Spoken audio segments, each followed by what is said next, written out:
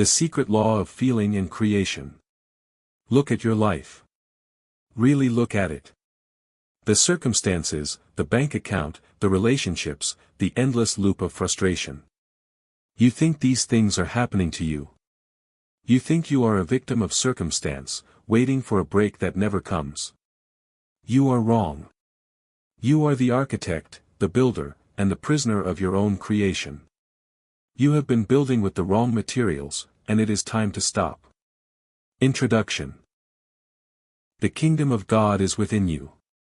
These are not just words from a dusty manuscript or a distant spiritual figure. These are the most radical, practical instructions ever given on how to exist in this world. For centuries, humanity has looked outward, at churches, at gurus, at government, at the economy, searching for the source of their salvation. You have been doing the same. You look at your bank balance and feel a lack. You look at your calendar and feel pressure. You look at your mirror and feel limited. You have mistaken the shadow for the object. Jesus was not teaching a religion, he was teaching the mechanics of consciousness. He was telling you that the creative power of the universe is not a distant, judgmental deity, but a localized, operational force residing directly behind your own eyes. If the kingdom is within, then everything you experience as reality is merely a projection of that internal state. Stop acting like a victim. You've become very committed to a story that's no longer serving you, and that story is the only thing standing between you and a life of absolute mastery. Right now, you are waiting. You are waiting for permission, waiting for the right timing, waiting for a stroke of luck. You're waiting for a green light that no one is going to give you. You have been conditioned to believe that you must change the world to change your life. That is backward. The world is a mirror. If you don't like the reflection, stop shouting at the glass. Change the face looking into it. This process requires a brutal, honest confrontation with your own mind. You have been feeding your subconscious a diet of fear, doubt, and scarcity, and then you wonder why your life tastes like struggle. You are arguing for your limitations again, aren't you? You have a list of reasons why your situation is different, why your past holds too much weight, why it's just not that easy. That is your ego talking. It loves to keep you small because small is safe. Small is predictable. But deep down, you aren't looking for safety, you are looking for sovereignty. You are ready to stop begging for scraps of success and start commanding your destiny. This is not a book of affirmations meant to make you feel good while you stay stuck in the same cycles. This is a manual for mental reprogramming. We are going to dismantle the structures of thought that have kept you trapped. We are going to harness the raw, creative energy of your imagination and align it with the laws of the universe. You've been negotiating with your potential for long enough. It's time to stop the internal debate and start the actual creation. The comfort zone called, it misses you, but you aren't going back. Prepare to claim the power that was yours before you were born. Summary. The kingdom within, your reality is a direct projection of your internal state of consciousness. The mirror principle, you cannot change external circumstances by force, you must change the internal state that produces them. The trap of waiting, seeking external permission or perfect timing, is an excuse that keeps you from exercising your own power. The ego's resistance, your limitations are often self-imposed stories maintained by the ego for safety. A call to sovereignty, you are shifting from a state of victimhood to Chapter 1, The Architecture of Belief. Stop looking at your bank account and calling it the truth. Stop looking at your current job, your messy living room, or your lack of deep connection and calling them, my life. Those things are not your life. They are the debris of your past thoughts. They are the ghost images of who you were yesterday. If you want a new life, you must stop identifying with the trail you left behind and start identifying with the architect who is building the path ahead. You are currently walking through a graveyard of your own former beliefs. You think that because something happened, it is real. You think that because you failed once or 10 times, you are a failure. That is not a fact, that is a belief. And it is a belief that has become your primary residence. You have built a fortress out of your past failures, and you are terrified to climb over the walls. You're arguing for your limitations again. Every time you say, "I can't," or "it's too hard," or "I don't have the resources," you are not describing reality. You are creating a demand order for more of the same. The universe is not a judge, it is a printer. It does not decide what is good or bad for you, it simply prints what you feed it. You have been feeding it a steady stream of, "I am lacking, I am struggling, and I am waiting," so it has dutifully printed a life of lack, struggle, and waiting. This is the law of mental causation. Everything you see, touch, and experience began as a thought. Your house, your car, the device you are using to access this information, these were all once just an idea in someone's mind. But you, through a strange twist of intellectual arrogance, have decided that this law applies to everyone except you. You think you are the exception to the rule of consciousness. You think your reality is solid, while everyone else's is malleable.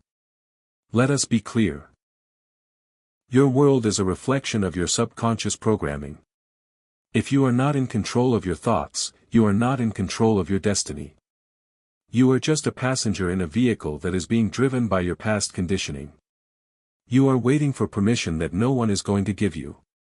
You keep looking for someone to tap you on the shoulder and tell you that you are ready. That day will never come. The only person who can authorize your transformation is you, and the only time you can start is right now. You have been negotiating with your potential for years, trying to find a version of your dreams that doesn't scare you. That is not progress. That is just trying to stay safe while pretending to grow. Understand this, imagination is not a place you go to escape reality. Imagination is the place where reality is constructed. When you close your eyes and feel the reality of what you desire, you are not daydreaming. You are planting seeds. You are interacting with infinite intelligence. You are instructing your subconscious mind to reshape your physical environment. Most of you have become very committed to a story that's no longer serving you. You love the drama of your struggle. You love the sympathy you get when you talk about how hard things are. You have turned your struggle into your identity. You wear your problems like a badge of honor. But what if you dropped the badge? What if you stopped talking about the problem and started talking about the solution? You are giving away your power every single time you complain. Every time you blame your boss, the economy, or your upbringing, you are telling the universe, "I have no power here. Everything depends on someone else." As long as you maintain that stance, you are a subject, not a sovereign. It is time to take radical responsibility. The problem isn't out there. It was never out there. If you want to change the projection, you have to change the film. You cannot walk into a cinema, look at the screen, and demand that the movie change by shouting at the characters. You have to go to the projection booth. Your subconscious is the projection booth. Stop acting like a victim. It is a tiring role. It is beneath you. You are a creator, but you have forgotten how to use your tools. You have been using your mind to maintain your current misery instead of designing your future brilliance. You are overcomplicating it. You think you need a complex strategy, a massive bankroll, or a secret code. You don't. You need a shift in attitude. You need to assume the feeling of the wish being fulfilled. This is not about trying to be something else, it is about recognizing who you truly are. You are already what you desire to become. You have just been covering yourself in layers of doubt and false identity. Who told you that was a good idea? Who told you that you weren't enough? Whoever it was, they were lying. They were operating from their own limited perspective, and you, in your innocence, bought it. You have been living your life based on someone else's assessment of your worth. It is time to burn that assessment. You are standing at the threshold of a new way of living, but you are afraid to step through because you are holding on to your old self. You are like someone trying to fill a new vessel while still holding on to the old, broken one. You cannot have both. You have to let the old version die so the new one can emerge. Your excuses are working harder than you are. Seriously, think about the energy you put into defending why you haven't started yet. You could have built an empire with that amount of focus. You are spending all your creative capital justifying your stagnation. Stop it. You're waiting instead of deciding. There is a massive difference between wanting something and deciding to have it. Wanting is weak. Wanting is an admission of lack. Deciding is an act of power. When you decide, you commit. When you commit, the universe moves to meet you. This is the first step of your awakening. You must accept that your mind is the sole cause of your life's conditions. If you do not like your life, you have to change your mind.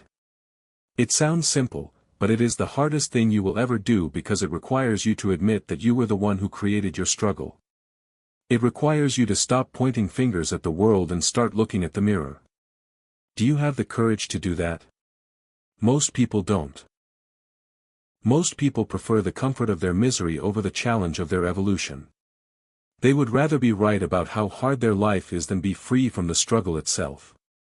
They would rather have their excuses than have their dreams. Which one do you choose? Are you going to keep arguing for your limitations, or are you going to stop the nonsense and start acting like the sovereign of your own consciousness? Your future self is watching this choice. Every moment you spend in doubt, every moment you spend in fear, is a moment you are taking away from the life you were meant to live. You have all the power you need. The infinite intelligence that creates galaxies is the same power that fuels your pulse. It is the same power that allows you to think and feel. You are not a separate, tiny entity lost in a vast universe. You are an expression of that universe, and you have the authority to shape your own experience. It is time to stop apologizing for your existence. It is time to stop playing small to make others feel comfortable. It is time to step into your full power and claim the life that has been waiting for you all along. The secret law is not a secret. It has been hidden in plain sight, written in the hearts of every master who ever lived. The law is this: you do not attract what you want, you attract what you are. You do not get what you ask for, you get what you embody. You are the magnet, and your feeling is the polarity. Summary. Reality as a projection.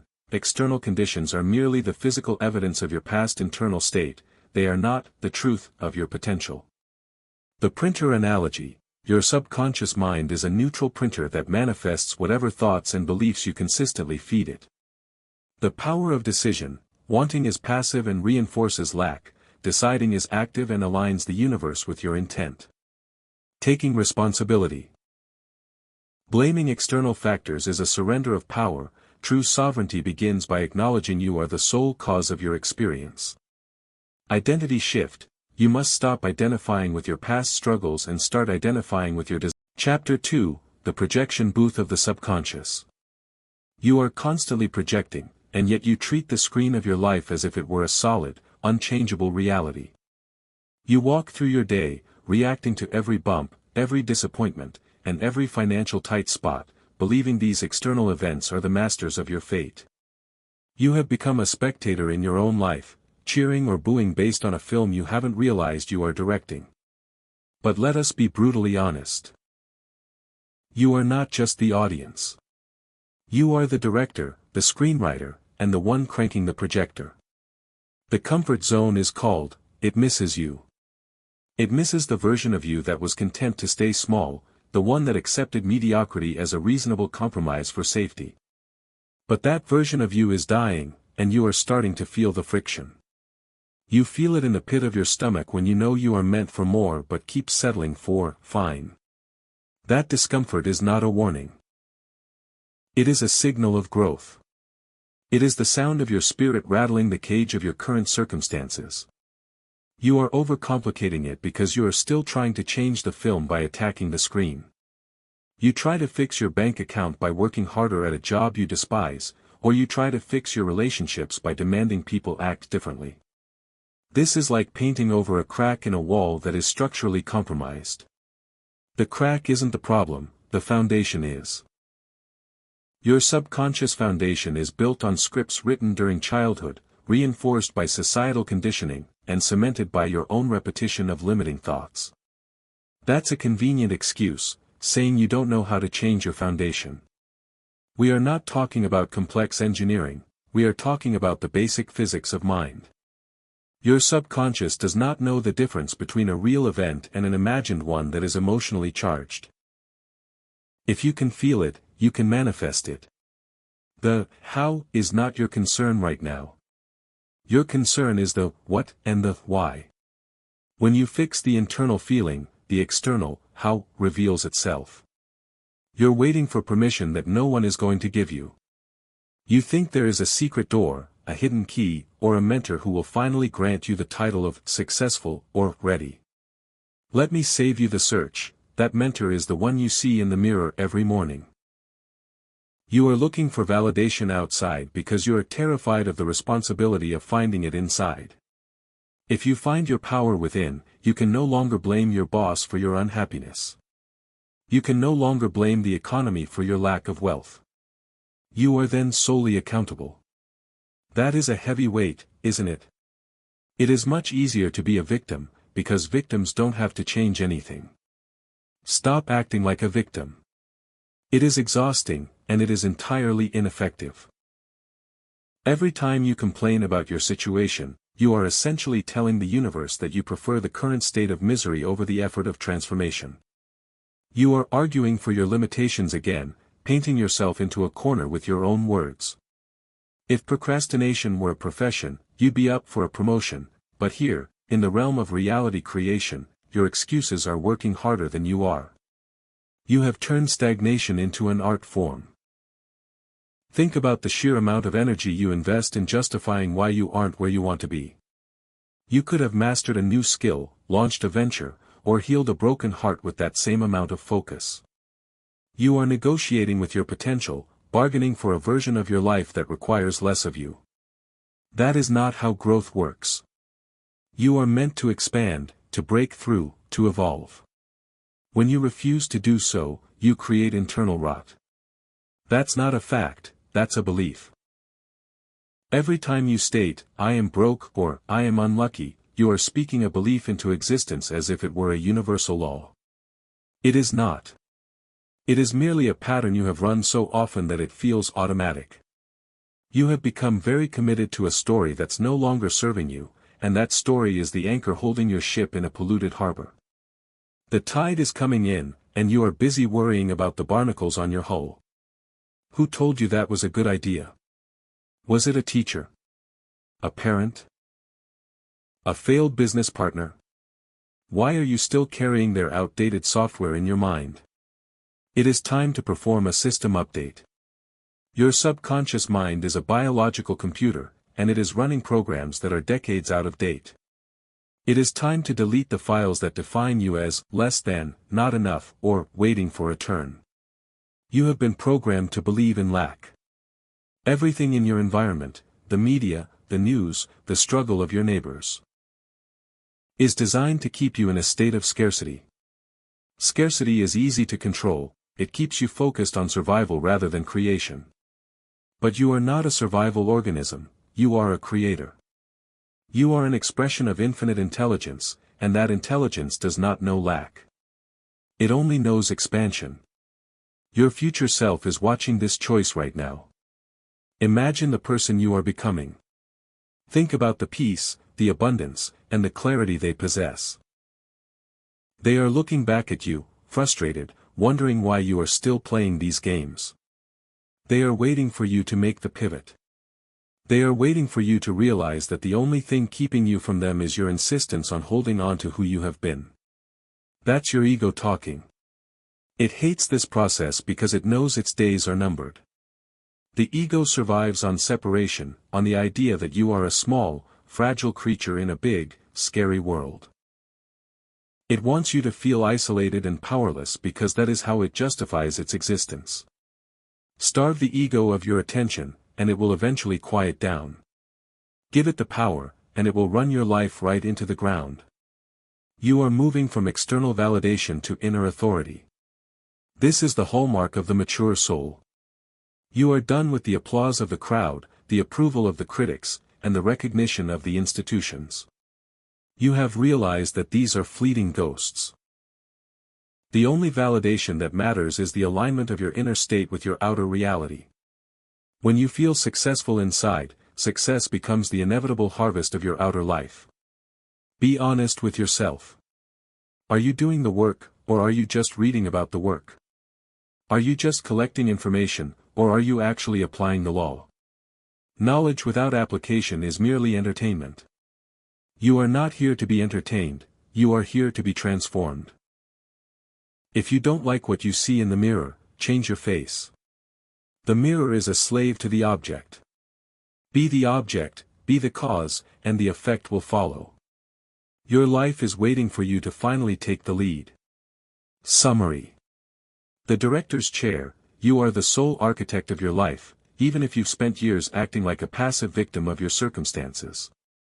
Foundation versus symptom. You cannot fix external problems by manipulating the external. You must address the internal subconscious scripts that created the situation in the first place. The trap of external validation, seeking permission or approval, keeps you a subordinate to your own life. Claiming inner authority is the prerequisite for sovereignty. Starving the ego thrives on separation and limitation.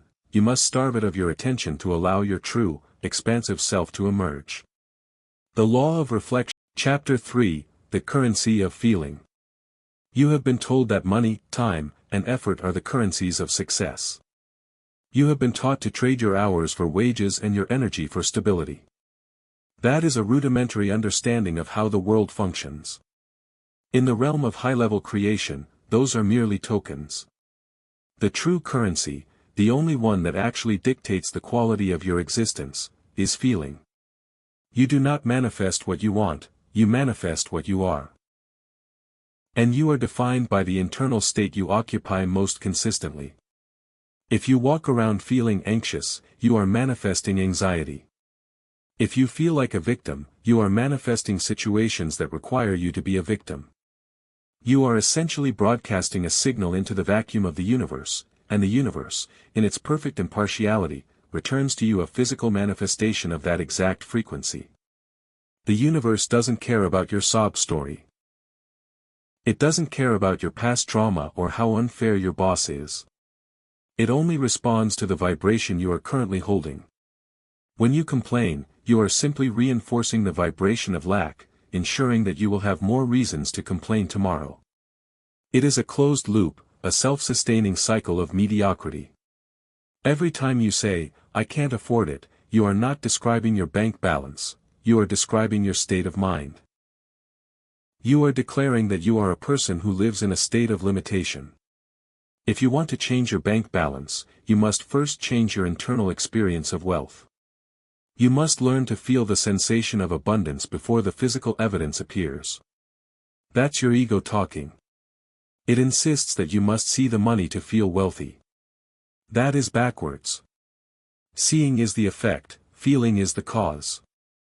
The ego wants proof. It wants to touch the results before it commits to the change. But the laws of metaphysics require faith, not blind, irrational hope, but the firm, unshakable conviction that what you feel inside is already a reality in the unseen realm. You think you need a complex ritual to shift your state. You don't. You need a simple, consistent focus. Think of a time you were truly happy, truly empowered, or deeply successful. Recall the physical sensation of that moment. Where do you feel it in your body? Is it a warmth in your chest? A lightness in your head? A surge of energy in your spine? That feeling is your tool. Access that feeling at will. Carry it into your meetings, your work, and your quiet moments. When you wear that feeling like a garment, the world begins to rearrange itself to match your outfit. Who told you that was a good idea? The idea that you must work yourself to the bone to earn your place in the sun? That is a relic of an industrial mindset that has no place in the life of a creator. You are here to master your consciousness, not to grind your life away in service of a system that views you as a replaceable cog. You are an expression of infinite intelligence, and your capacity to create is limited only by your capacity to imagine. Your excuses are working harder than you are. You spend your day convincing yourself why you aren't ready, why the timing isn't right, or why you don't have enough talent. What if you redirected that argumentative energy toward your vision? Imagine the momentum you would generate if you stopped defending your stagnation and started defending your potential. You have become very committed to a story that's no longer serving you. Your life is a reflection of that commitment. The comfort zone is called, it misses you. It misses the ease with which you allowed others to define your worth. It misses the way you would shrink to fit into rooms that were far too small for your spirit. But you are not going back. You are choosing the discomfort of expansion over the numbness of safety. You are choosing to feel, to dare, and to build. You are waiting for permission that no one is going to give you. Stop waiting for the world to confirm your greatness. It will not. The world will only mirror your own estimation of yourself. If you view yourself as a supplicant, the world will treat you as one. If you view yourself as a sovereign, the world will move aside. That's a convenient excuse. The belief that emotions are just feelings and have no power over real life. That is fundamentally false. Emotion is energy in motion. It is the catalyst for all physical manifestation. You are constantly in a state of feeling. The question is, are you choosing those feelings consciously, or are you letting the environment dictate them to you? If you are a slave to your environment, you are a slave to the past. If you are the master of your feelings, you are the master of your destiny. You've mistaken fear for wisdom. You think your hesitation is being careful. It isn't. It is fear, plain and simple, and it is holding you back from the life you know you are meant to inhabit. Fear is just a suggestion from the ego to stay small. Wisdom is the quiet, steady pull toward your highest expression. Learn to distinguish between the two, and you will never hesitate again. Your future self is watching this choice. They are waiting for you to realize that you have the power to shift your state in an instant. You can choose to be empowered even when the world looks chaotic. You can choose to feel abundant even when the bill is due. You can choose to be at peace even in the midst of a storm. This is the secret law. The feeling is the secret. If you can command your inner state, you can command your outer reality. You are not at the mercy of the world, you are the source of it. Stop waiting for the world to change, and start changing your world from the inside out. Summary. The law of correspondence. Your internal state acts as a magnet. You do not attract what you want, but rather what you consistently feel yourself to be. Feeling as currency. Emotions are the primary energy that drives manifestation. Mastering your emotions is the equivalent of mastering your reality. The fallacy of proof. The ego demands external results before it will allow you to feel successful. The law requires you to feel successful before the results can materialize. Conscious state management. You are constantly feeling something. Taking control of this process means choosing your emotional state regardless of current external conditions. Fear versus wisdom. What you disguise as caution is often fear-based resistance. Learn. Chapter 4, The Parable of the Inner Kingdom. You often view the teachings of Jesus as distant, moralistic tales meant to prepare you for an afterlife. That is a massive error. He was a master of metaphysics, a teacher who walked the earth demonstrating the precise mechanics of consciousness. When he stated, "The kingdom of God is within," he wasn't speaking metaphorically. He was providing a technical blueprint for the architecture of reality. He was explaining that you are not a physical being living in a spiritual world, but a spiritual consciousness projecting a physical experience. Think of the story of the fig tree. The disciples saw a tree that appeared barren, and in their frustration, they lamented its lack of fruit. Jesus did not walk up to the tree and try to manually graft fruit onto the branches. Instead, he commanded the energy of the tree from the root. He understood that the outward appearance was simply the result of a deeper, unseen state. He taught his followers that if they had faith, a focused, unwavering alignment of their consciousness, they could move mountains. He was not talking about landscaping, he was talking about the ability to shift the foundational energy of any situation. You are constantly trying to fix the fruit. You look at your bank account, your stagnant career, or your fractured relationships and you scream at the branches. You prune, you fertilize, you struggle, and you wonder why nothing changes. You are looking at the manifestation and ignoring the source. You are trying to change the film by rubbing the projector screen. Stop it. It is an exercise in futility that only reinforces the very lack you are trying to escape. That's a convenient excuse. Believing that the external world is too heavy or too real to be shifted by your thoughts alone. You are arguing for your limitations again, trying to convince yourself that your circumstances are more powerful than your consciousness. This is the ego's primary defense mechanism. It wants you to stay anchored in the real world, because the real world is predictable. It is where you get to be the victim, the one who tried hard but was thwarted by bad luck. You have become very committed to a story that's no longer serving you, a story of struggle and hardship that you repeat to anyone who will listen. You have turned your limitations into a lifestyle. But remember, the kingdom is within. If the kingdom is within, then the poverty is within, the strife is within, and the limitations are within. If you can change the state of your inner kingdom, you automatically change the projection of your outer world. This is not mystical fluff. It is the raw, unvarnished law of mental causation. The notion that you must suffer to earn your keep. That you must pay for your dreams with decades of sweat and tears. You are negotiating with your potential, trying to find a version of your life that doesn't demand you face your own shadows. You are waiting for permission that no one is going to give you, waiting for the universe to validate your worth before you allow yourself to claim your desires. But the universe does not validate. It reflects. It is a mirror that waits for you to stand tall before it offers a reflection of greatness. Consider the way the Master interacted with those who came to him for healing. He rarely asked about their history. He didn't demand an accounting of their past sins or their medical records. He simply told them, "Thy faith hath made thee whole." He bypassed the external problem and addressed the internal state. He taught them to assume the feeling of the result. When he told the paralyzed man to rise and walk, he was commanding him to abandon the identity of a victim and adopt the identity of a healthy, functioning man. He was teaching the instantaneous shift of consciousness. You are waiting instead of deciding. You are hovering in the space between who you are and who you want to be, and that space is the most painful place to exist. You are paralyzed by the fear that if you step into a new identity, the old world will not support you. You are right. It won't. The old world will fall away, and that is exactly what is supposed to happen. You cannot build a castle on the foundation of a shack.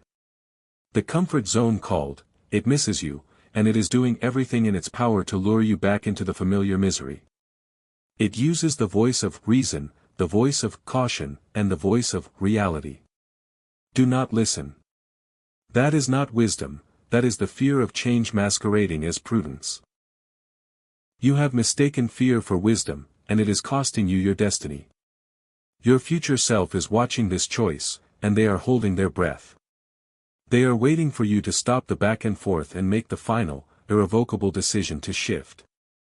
When you decide, the entire mechanism of your life pivots. You stop reacting to the world and start setting the tone for it. You stop asking for favors and start issuing commands. This is the power of the inner kingdom. It is the power to see the world as it is, and then to override it with the vision of what it could be. It is the power to look at a barren fig tree and see the harvest already there, not because you are delusional, but because you understand that the unseen is more real than the seen.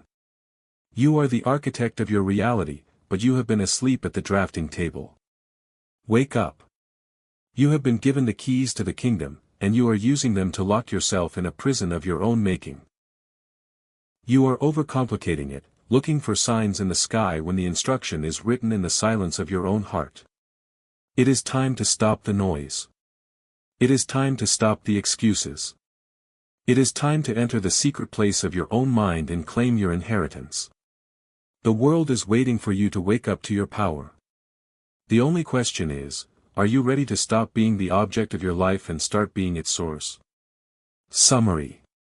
The metaphysics of Jesus. Teachings like the Kingdom Within were technical instructions on using consciousness to manifest external reality, not merely moral platitudes. Healing as identity shift. True transformation involves bypassing the problem and adopting the feeling of the desired state immediately, as exemplified by the Master's work with the sick. The mirror principle. External conditions are fixed, your inner state is fluid. To change the condition, you must first change the inner state, not fight the condition itself. Decisiveness versus hesitation. Living in the gap between desire and decision creates suffering. Full commitment to the new identity is the only way to break the cycle of stagnation.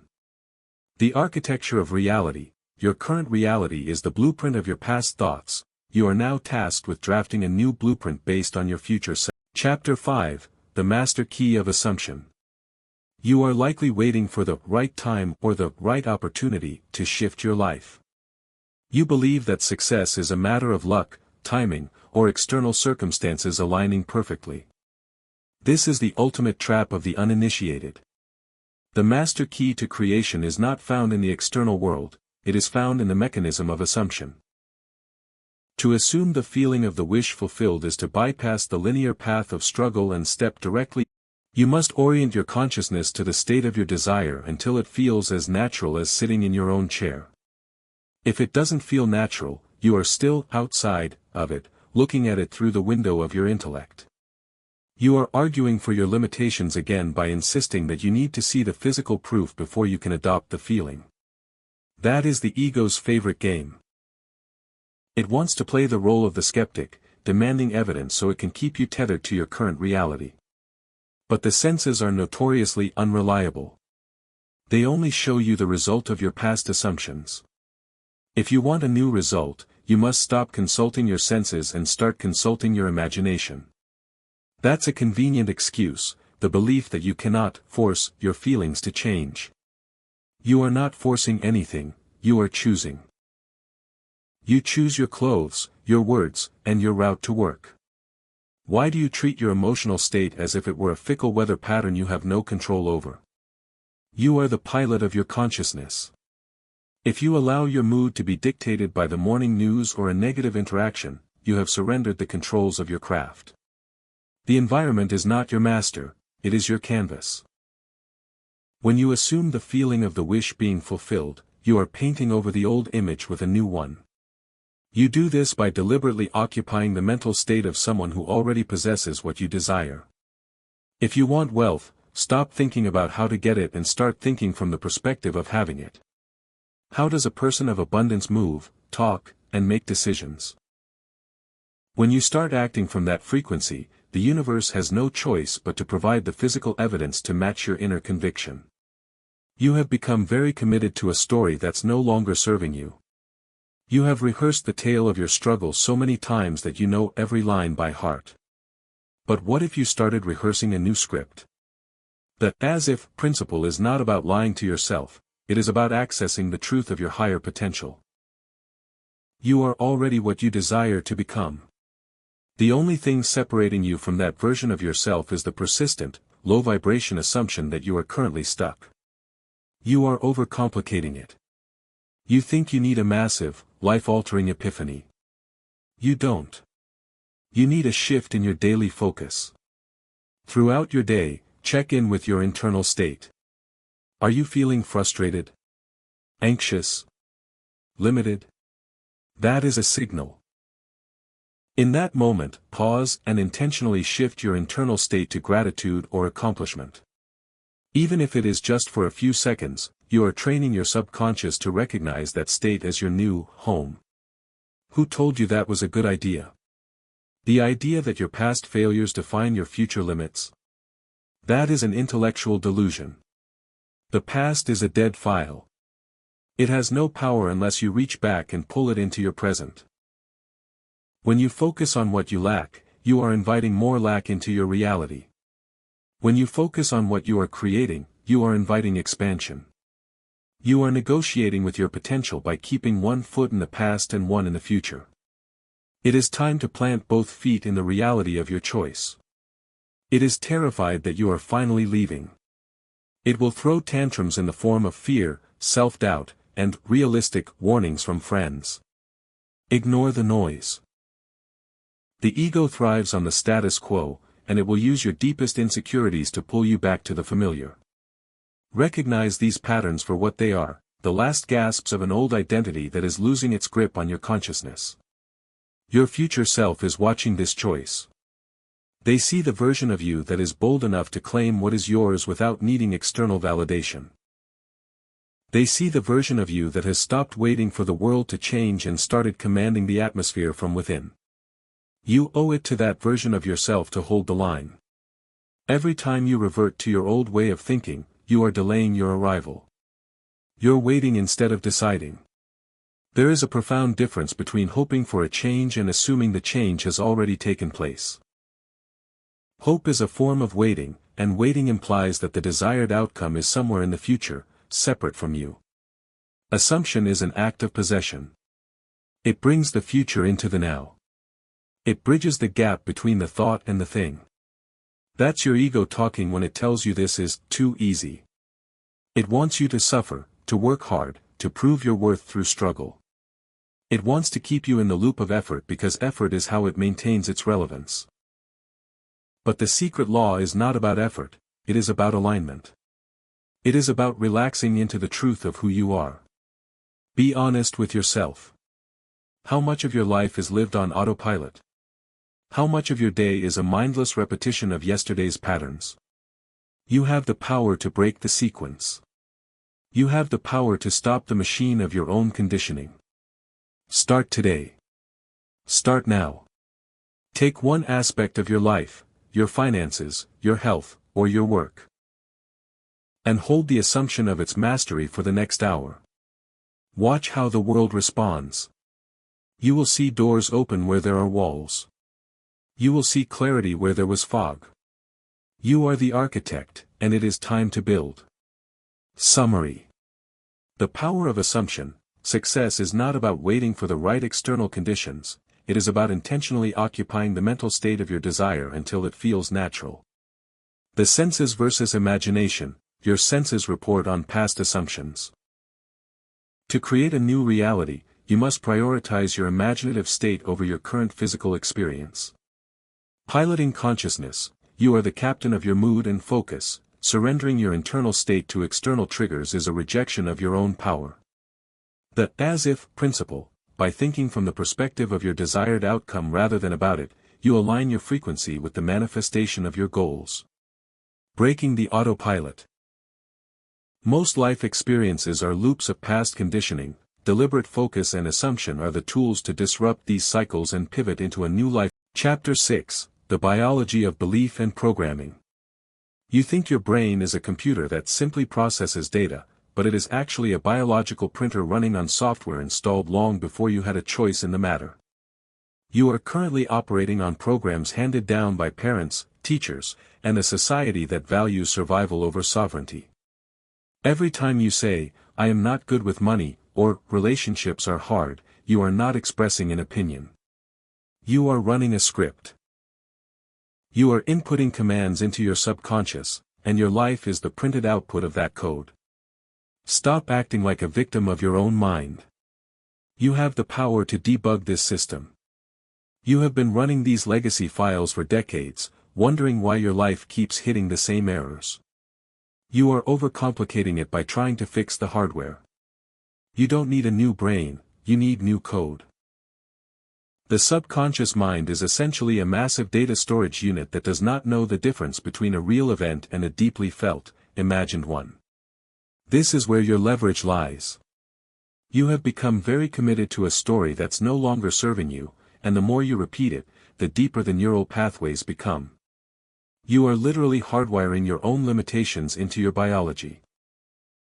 Every time you voice your doubts, you reinforce the synaptic connections that keep you trapped in the status quo. Your excuses are working harder than you are because you have programmed them to run automatically. It is time to delete those files. The idea that your history is a prophecy of your future. That is a total fallacy.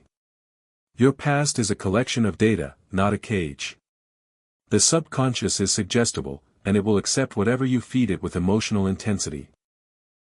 If you feed it a steady stream of, "I am capable, I am expanding," and "I am in command," it will begin to rewrite the neural architecture to support those realities. You are not a fixed object, you are a dynamic, self-programming organism. That's a convenient excuse, saying that you are just not a positive person. There is no such thing as a positive person versus a negative person. There are only people who have consciously mastered their mental input and those who have left their minds open to the default programming of the environment. You have been lazy with your thoughts. You have allowed yourself to be programmed by the fear-based rhetoric of the media and the scarcity mindset of your peers. That is not biology, that is neglect. It misses the predictable, low-level vibration you were keeping it in. It is threatened by your attempts to reprogram your mind. You will feel a natural resistance when you start doing this work. Your mind will try to pull you back to the old reliable thoughts because they are energy efficient. They require no effort to maintain. Choose to push through the friction. The discomfort you feel is the sound of your brain undergoing a massive upgrade. You're waiting for permission that no one is going to give you to start this reprogramming. You are waiting for the perfect moment when your life feels stable enough to begin. That moment will never arrive. Stability is a result, not a prerequisite. You must start the work while the world is still in chaos. You must start the work while the bills are still stacking up. You must start the work while the old identity is still trying to scream for attention. Your future self is watching this choice. They see the version of you that finally decided to take the pen and rewrite the source code. They see the version of you that refused to be a slave to ancestral patterns or social conditioning. They are waiting for you to realize that you are the programmer, the software, and the hardware all at once. You are the entire system. That's your ego talking when it says this is too difficult. It wants to maintain its grip on the steering wheel, and it knows that a reprogrammed mind is one it can no longer manipulate. When you gain control of your subconscious, the ego loses its primary tool, fear. It can no longer use your past to dictate your future. It can no longer use "what if" to keep you small. It is effectively rendered obsolete by your new, higher awareness. You are moving from external validation to inner authority. You are finally becoming the master of your own house. You are clearing out the basement of your subconscious, throwing away the junk, and installing new, high-performance programs that align with your vision. This is the essence of self-mastery. It is the practice of being so diligent with your thoughts that you eventually become a conscious creator in every waking moment. Be honest with yourself. Are you still trying to negotiate with your potential? Are you still keeping a few safety limitations in place just in case you fail? That is not total commitment. Total commitment is burning the bridge. It is deciding that the old you is gone and that the new, reprogrammed you is the only version allowed to inhabit your space. You have the power to change your life because you have the power to change your mind. It is not magic, it is mechanics. It is the simple, powerful act of choosing what to believe, regardless of what the external environment dictates. Start today. Monitor your internal monologue like a hawk. Every time you catch a limiting thought, delete it and replace it with its empowering opposite. Do this consistently, and watch as your entire world begins to recalibrate. Summary. The brain as hardware. Your mind is a biological computer currently running outdated software installed by your past. You are responsible for updating this programming. Neuroplasticity. Your brain physically rewires itself based on your repetitive thoughts. By intentionally choosing your focus, you are literally re-engineering your own biology. Passive versus active programming. You are always being programmed, either by the chaos of your environment or by your own deliberate, conscious intent. The ego's resistance, the ego will fight back when you try to reprogram your mind because it needs your old, fear-based patterns to stay relevant and in control. Total commitment: you cannot hold on to past limitations as a safety net. Genuine reprogramming requires a full, irrevocable commitment. Chapter 7: The Master Key of Faith and Surrender. You have likely been taught that faith is a fragile, religious act, a blind leap into the dark, hoping against hope that something will catch you. That is a misunderstanding that has kept you trapped in a state of desperation. In the realm of high-level creation, faith is not a feeling of hope, it is a mental state of absolute certainty. It is the unwavering conviction that your inner world is already the outer reality, regardless of what your current circumstances are screaming at you. Faith is the anchor that holds your vessel steady while the tides of your external life are still shifting. Think of an architect who has just finished the blueprints for a skyscraper. Does he doubt the building will exist simply because he cannot see the steel girders yet? Does he despair in the middle of the night because the lot is still a pile of dirt? Of course not. He carries the image of the finished structure in his mind with such clarity that the dirt, to him, is already a foundation. He operates with the authority of the finished work. This is the faith you must cultivate. It is not about hoping your life will change, it is about knowing it has already shifted because you have changed the blueprint in your own consciousness. Faith is not a finite resource you are either born with or denied. It is a muscle. You build it through repetition and small, consistent victories. When you decide to shift your perspective on a small bill and find a creative way to pay it, you have exercised your faith. When you choose to remain calm in a stressful meeting instead of reacting with fear, you have exercised your faith. Every time you consciously override your senses, you are fortifying the anchor of your conviction. You're arguing for your limitations again by suggesting that surrender means giving up. That is the ego's most dangerous lie. Surrender is not a defeat, it is the ultimate move of a strategist. It is the act of letting go of your attachment to the how. You have spent your entire life trying to micromanage the universe. You want the raise, but you want it from that boss in this time frame, and you want it to happen this way. By clinging to your specific, narrow methods, you are blocking the infinite, more efficient paths that the universe is trying to provide. Consider the gardener. He plants the seed, he provides the water and the sunlight, but he does not stand over the soil and pull at the sprout, demanding it grow faster. He does not dig up the seed every morning to check if it has taken root. That would destroy the very life he is trying to nurture. He does his part, and then he steps back, trusting the inherent intelligence within the seed to know exactly what to do. You must learn this level of trust. Do the internal work of assumption, make the practical moves guided by your intuition, and then step back. Stop interfering with the harvest. That's a convenient excuse, the belief that, if I stop pushing, nothing will happen. That is the fear of a person who has never actually tasted the power of the law. Pushing is an act of desperation. It is the energy of, I don't have it, so I must go get it.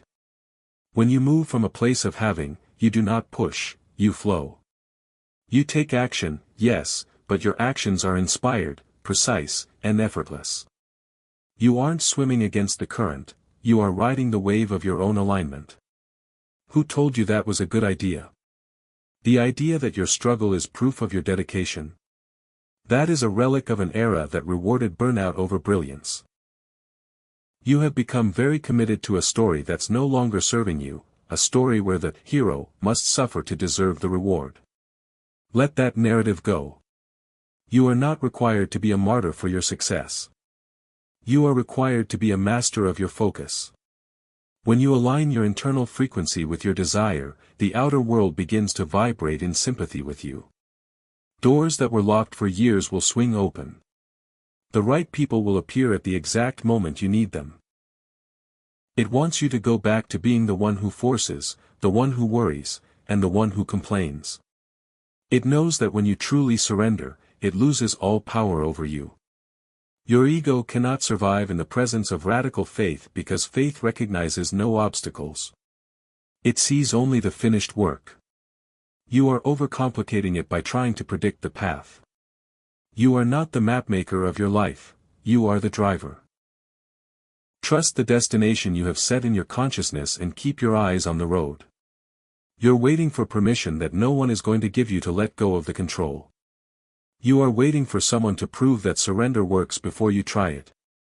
But you cannot get the proof until you take the leap.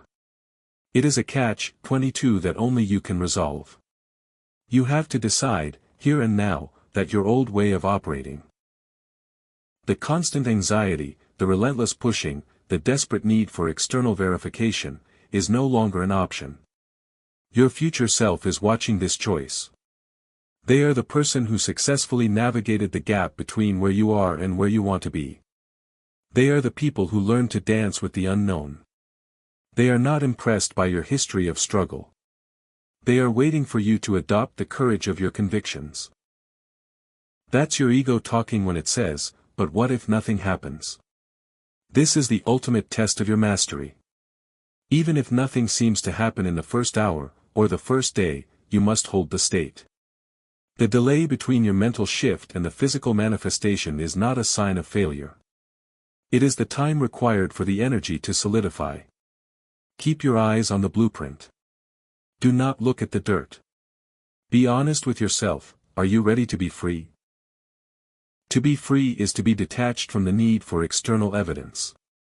It is to be so secure in your inner reality that the outer world no longer has the power to shake your resolve. This is the ultimate peak of human potential.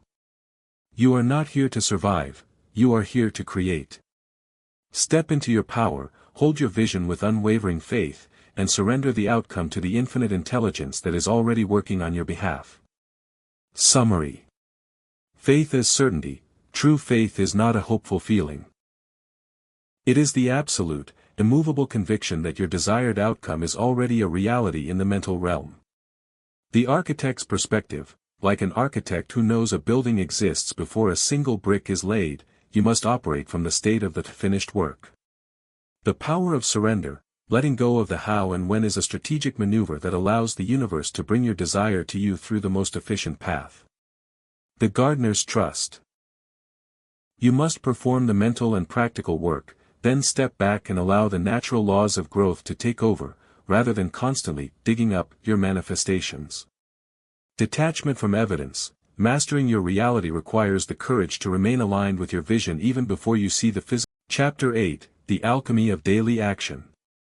You have spent years treating your daily life as a series of chores to be endured, a grind designed to extract your energy in exchange for survival. You treat your work as an intrusion on your real life, and you treat your goals as distant islands you hope to reach eventually. This is a fatal miscalculation.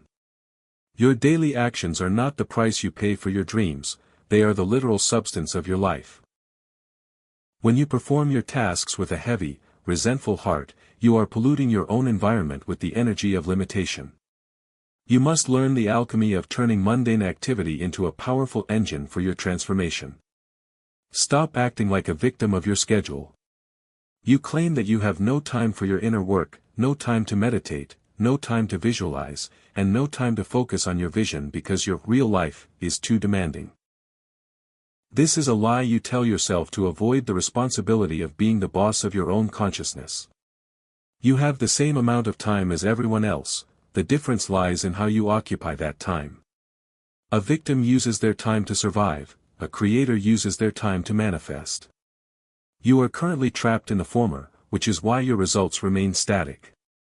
You're arguing for your limitations again, insisting that your specific job or situation makes it impossible to apply the law. That's a convenient excuse. Whether you are folding laundry, filing reports, or building a business, the internal state you bring to that action determines the outcome.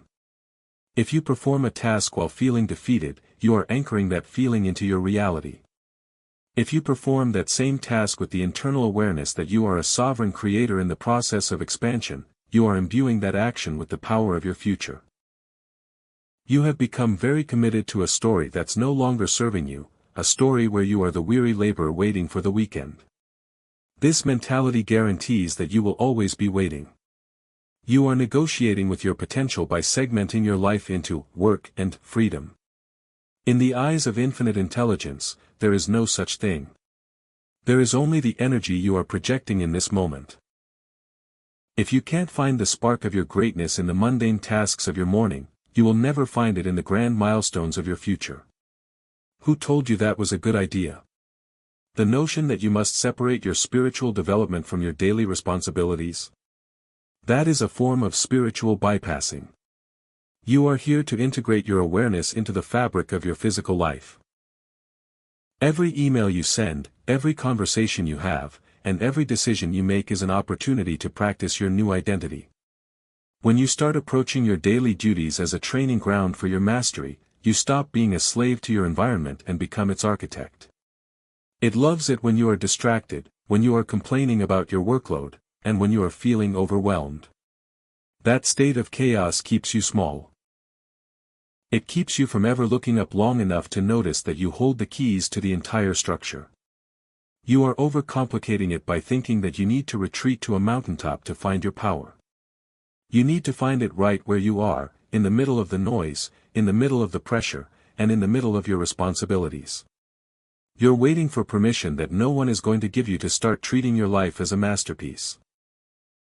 You are waiting for the world to look like you want it to look before you decide to act like the person you want to be. But the world will never look like that until you stop waiting. You must become the person who acts with grace, intention, and power today. You must infuse your current work with the energy of your future success. If you are a writer, write like your words are already changing the world. If you are an entrepreneur, manage your tasks like you are already presiding over a global enterprise. That's your ego talking when it says, "But I don't feel like it." The ego is addicted to comfort, and it will always prioritize ease over evolution. It wants to keep you in the cycle of procrastination and distraction. You must learn to override that impulse. You don't need to feel like it. You need to be committed to it. Action is a form of prayer. When you move with purpose, you are signaling to the universe that you are ready for the next level. You are proving your readiness through your conduct. Your future self is watching this choice. They see you right now, in your current environment, and they know exactly what you are capable of.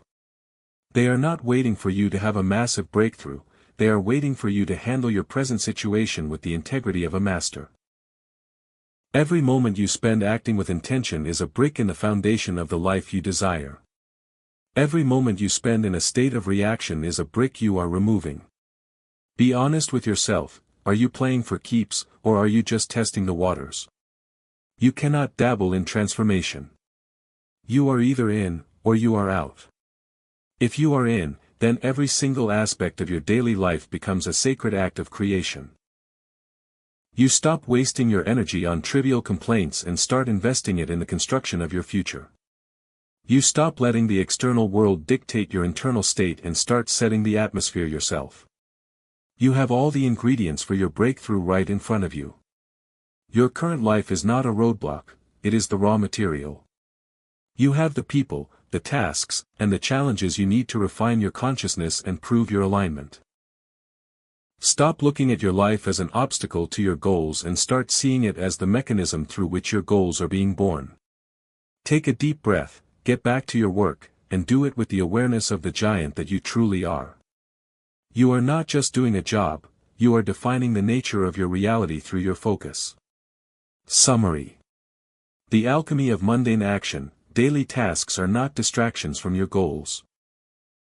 They are the primary medium for exercising and reinforcing your new conscious identity. Integrating identity, you must stop segmenting your life into work and spiritual growth. Mastery is the act of bringing your highest potential into every practical, daily responsibility. Proactive versus reactive, acting with intention in the present moment is a signal to the universe of your readiness, reacting to external pressures is a surrender of your creative authority. Overcoming ego resistance. The ego prefers the comfort of procrastination and feeling overwhelmed, you must consciously override these impulses to maintain alignment. The present as raw material, your current circumstances, no matter how chaotic, are the necessary raw materials for building your future. Stop waiting for better conditions to begin acting like Chapter 9, The Anatomy of Conscious Selection. You are trapped in a feedback loop of your own making, consistently choosing to observe what you already have rather than focusing on what you intend to create.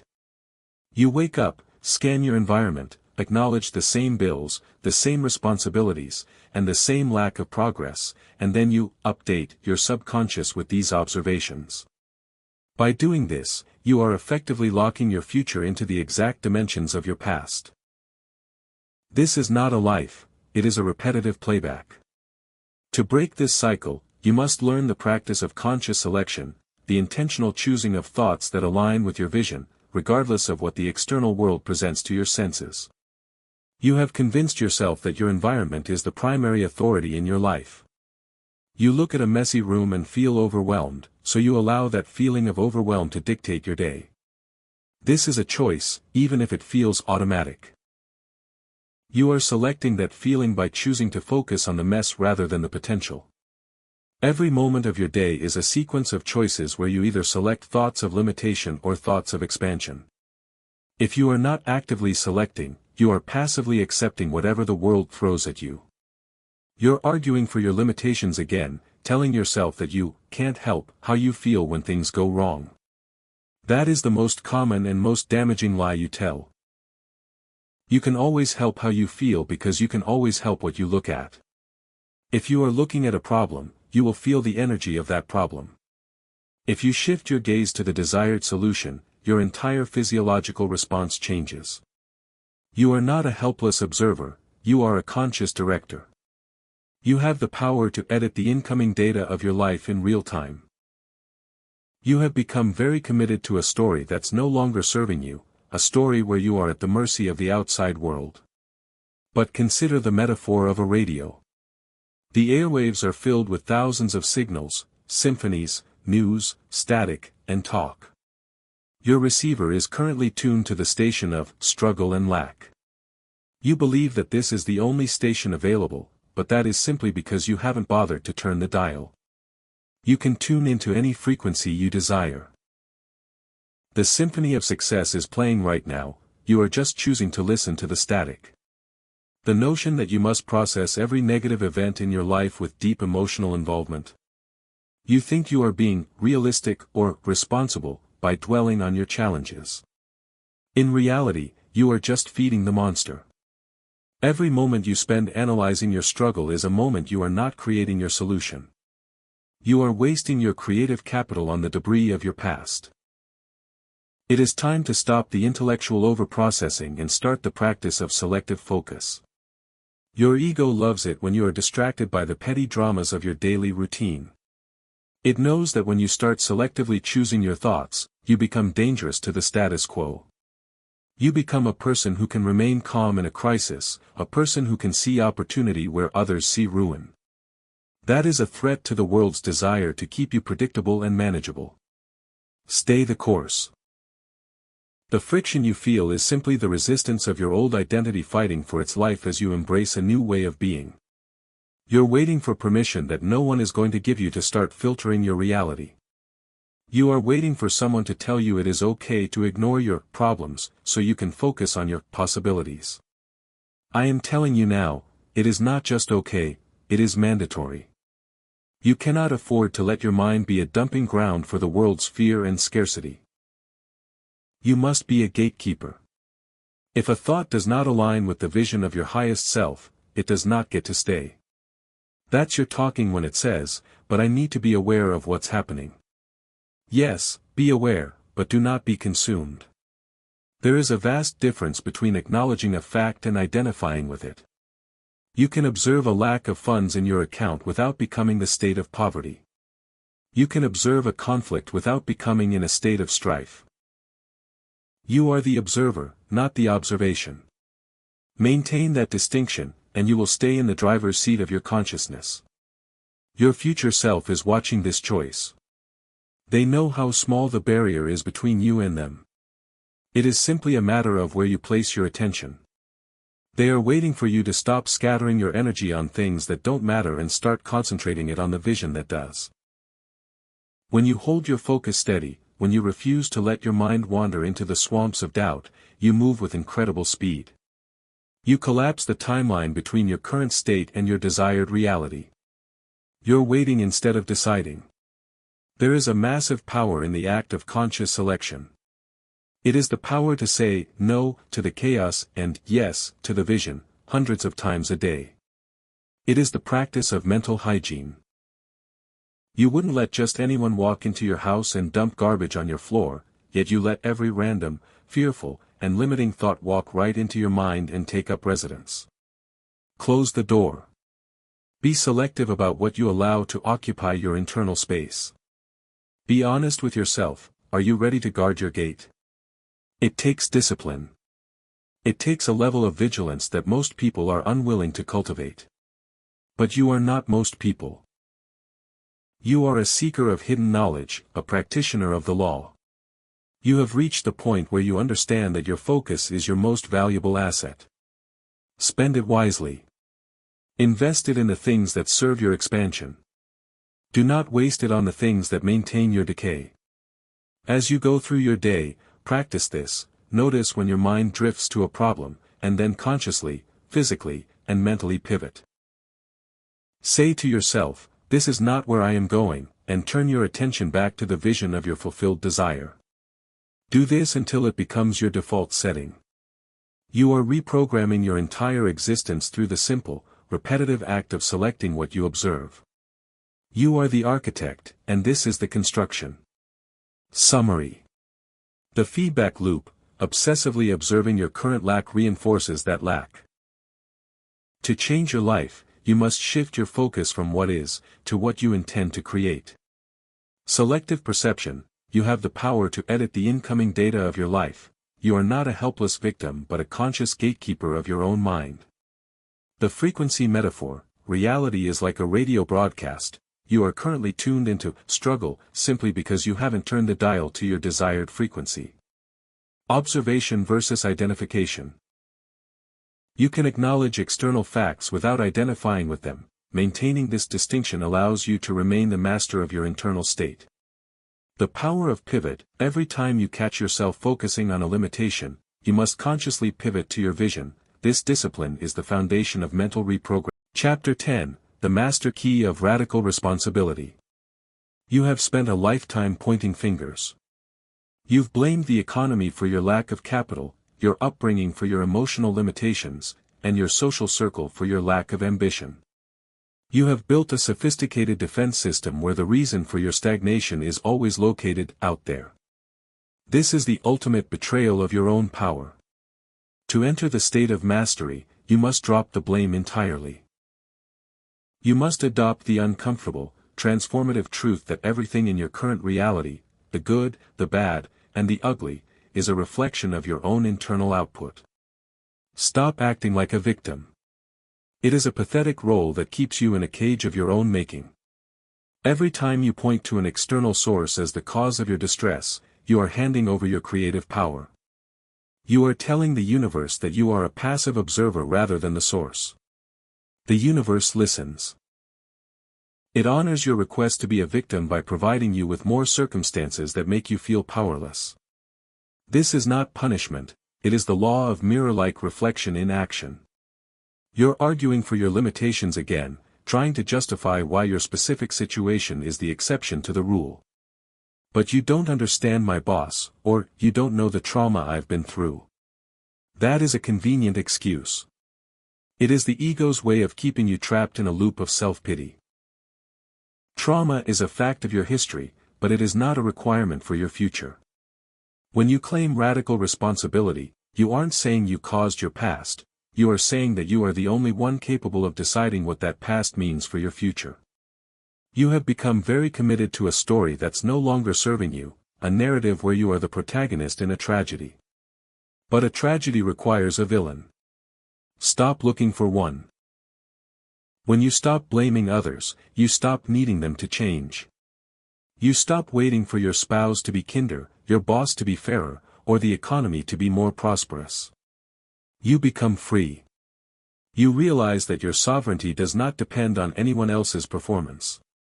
Who told you that was a good idea? The idea that your happiness is contingent on the world meeting your expectations? That is a recipe for perpetual misery. The world is indifferent to your desires. It is a mechanical reflection of your consciousness. When you take radical responsibility, you stop begging the world to give you what you want and start commanding it to reflect who you are.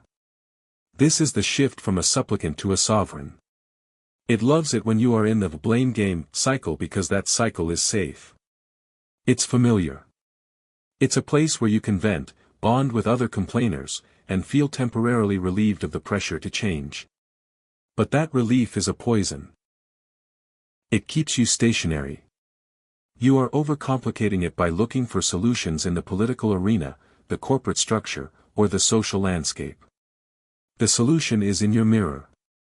You're waiting for permission that no one is going to give you to admit that you created your mess.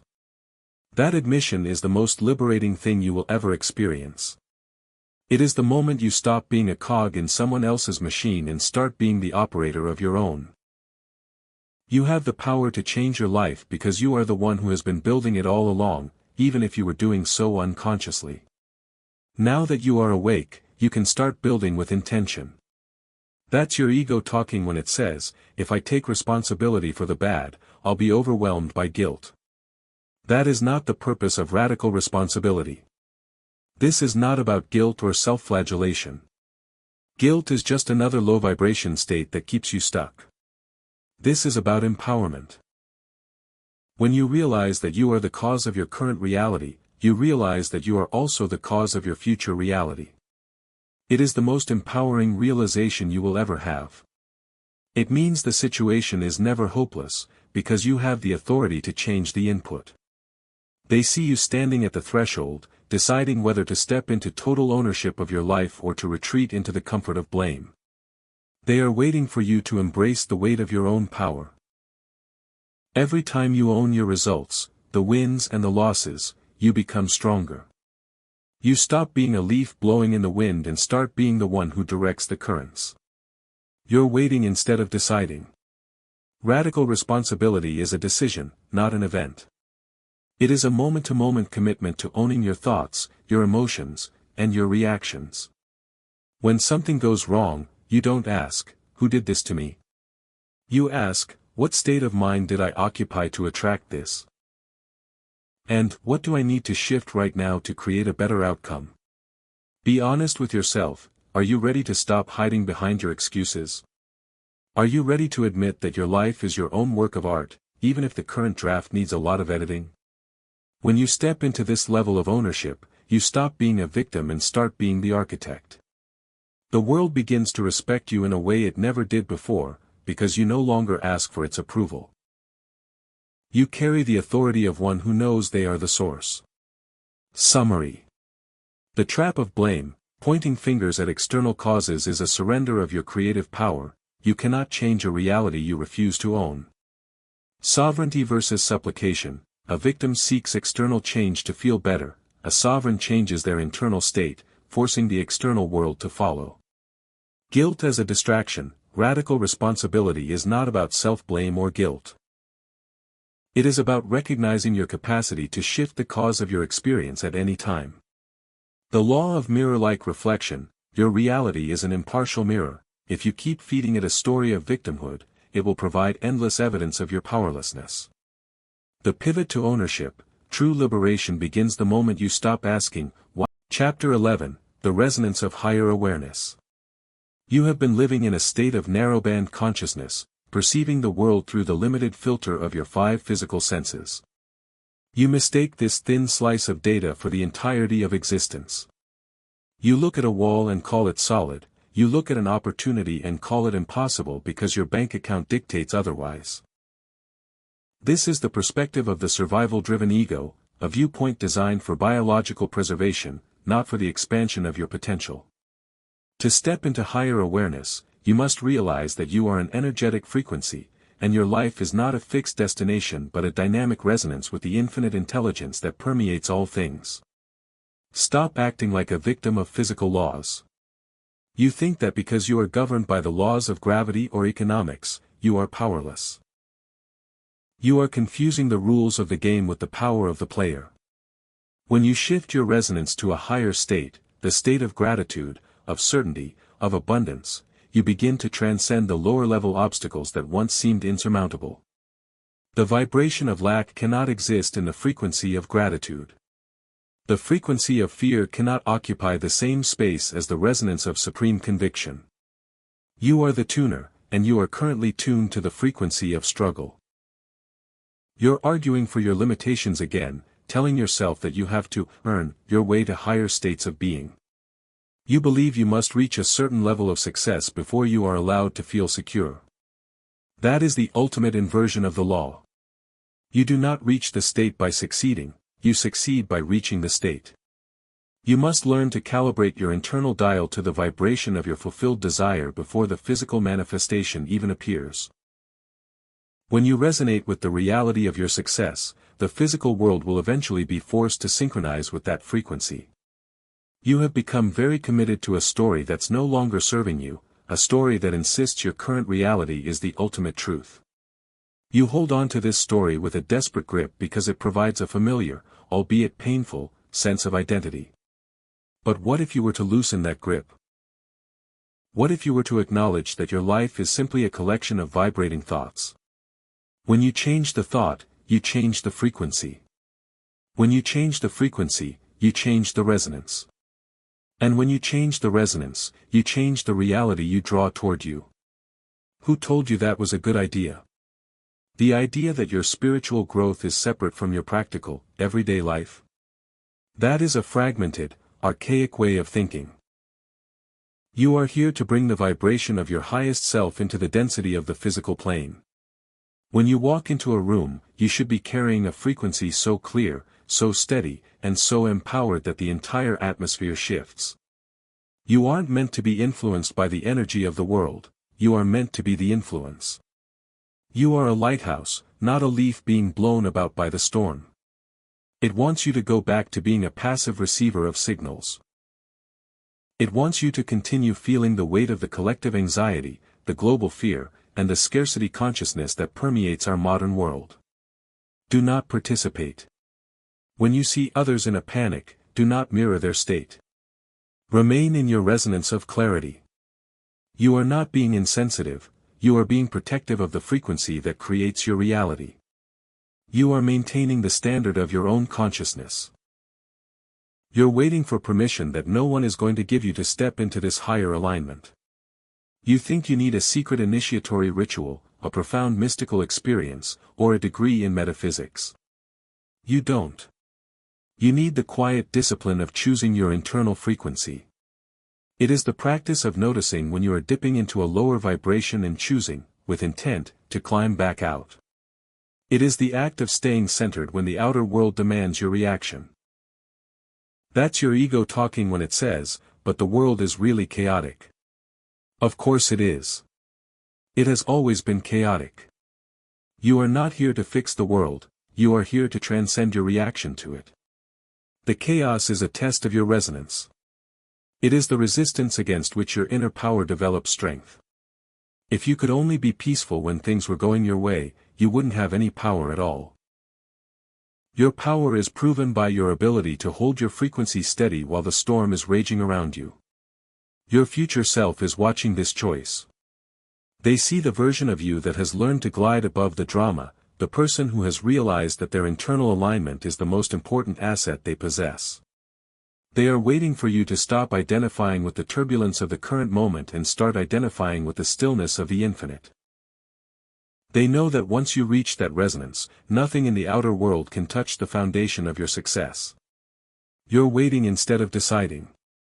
There is a profound stillness that comes with the decision to be a sovereign of your own consciousness. It is not a state of apathy, it is a state of supreme readiness. When you are in resonance with your vision, you stop forcing the pieces together. You stop trying to manipulate people and events into place. You simply walk into the life that is waiting for you, because you are now vibrating at the frequency of that life. Be honest with yourself. Are you willing to do the internal work required to shift your resonance? It is a subtle practice, but it is the most difficult thing you will ever do. It requires constant, vigilant attention to the quality of your internal state. You must be willing to let go of your right to complain, your need to be right, and your reliance on external validation. You must be willing to walk your own path, even when it looks different from the paths of those around you. Start noticing how you feel right now. Are you tense? Distracted? Anchored in the past? Take a breath. Shift your focus to something that triggers a feeling of expanded potential, a dream, a future goal, a moment of deep gratitude. Hold that frequency. Feel it settling into your cells. You are currently in the process of becoming a conductor of your own reality. You are the tuner, the signal, and the receiver. As you sharpen your resonance, your entire life will transform to match the frequency of your heart's greatest vision. Summary. The narrowband fallacy, mistaking your sensory experience for the total truth of reality, keeps you stuck in the limitations of the ego. Resonance as a tool, you are an energetic frequency, your life is a direct reflection of your internal resonance. To change your life, you must shift your frequency. The law of influence, you are meant to be a lighthouse, not a leaf. Your internal state should dictate the atmosphere of your environment, not the other way around. Transcending the storm, true power is not the absence of chaos but the ability to maintain your resonance while navigating through it. The discipline of alignment, higher awareness requires the vigilant maintenance of your focus. You must consciously choose your Chapter 12, The Mastery of Conscious Destiny. You have finally arrived at the threshold of absolute self-mastery. Throughout this journey, you have been challenged to abandon the comfortable, low-frequency identity of the victim and embrace the sovereign power of the architect. You have learned that your internal state is not merely a reaction to your environment but the fundamental cause of it. You have dismantled the old, fear-based programs that kept you small, and you have begun the process of hardwiring your subconscious for expansion. Now, the final realization remains: you do not have a destiny that is being handed to you, you are the destiny you have been creating with every thought, every emotion, and every assumption you have held. Stop acting like a victim of fate. The word fate is a placeholder for the laziness of those who refuse to take the reins of their own consciousness. What you call fate is simply the momentum of your past assumptions. If you stop feeding that momentum, the old fate ceases to exist.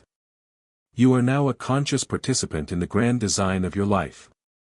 Every moment you spend in this state of higher awareness is a moment you are actively writing the script for your future. You are no longer waiting for a miracle. You are the miracle occurring in real time. That is a remnant of the old ego, terrified of the responsibility that comes with your newfound power. You are not meant to play small. You are not meant to settle for a life that fits within the narrow margins of what others find acceptable.